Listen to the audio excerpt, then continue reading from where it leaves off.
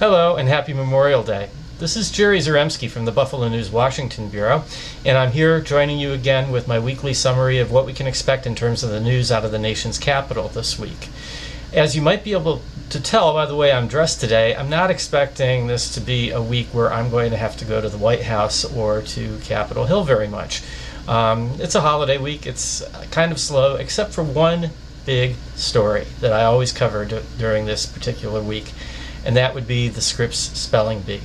Every year the Buffalo News has a little local spelling bee in which students from across the metro area compete, and the winner always comes to Washington and tries out for the national championship. And this year I have to tell you, I think we have a very strong candidate for a national championship. His name is Nabil Rahman. He was here last year.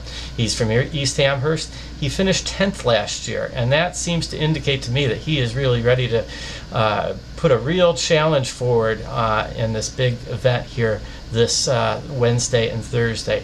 I will be out at the National Harbor, about 15 miles from downtown Washington, covering that. And I'm looking forward to seeing if Nabil can go all the way this year. So I hope you'll be reading my stories, and I'll be doing frequent updates just to let you know how Nabil is doing. Now, beyond that, I do have other stories I am working on. I have been finishing up a story or two on the congressional race for the Republican nomination in New York's 27th District. I mentioned that to you last week. I've been doing some reporting over the course of the last week, and I'm getting closer to being ready to write what I think will be a couple of very interesting, important stories in that race. Lastly, I'm doing a story that's a little different than what I normally do, but it's, I think, a fascinating one. It's a little feature about a fellow who was the navigator on the Enola Gay, the plane that dropped the first atomic bomb on Japan.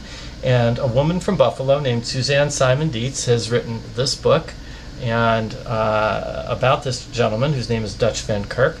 And a friend of mine in Buffalo tipped me off to this, and I thought it would be interesting. So I interviewed the author last week, and I interviewed 91-year-old Dutch, who had quite some stories to tell about World War II. And it's not, again, not my typical story, but it's very, very interesting, and that's why I latched onto it, and I thought it would be a good thing to do in what's really likely to be otherwise a fairly slow news week.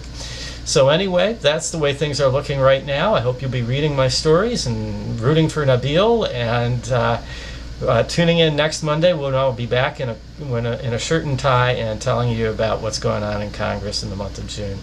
Thank you very much.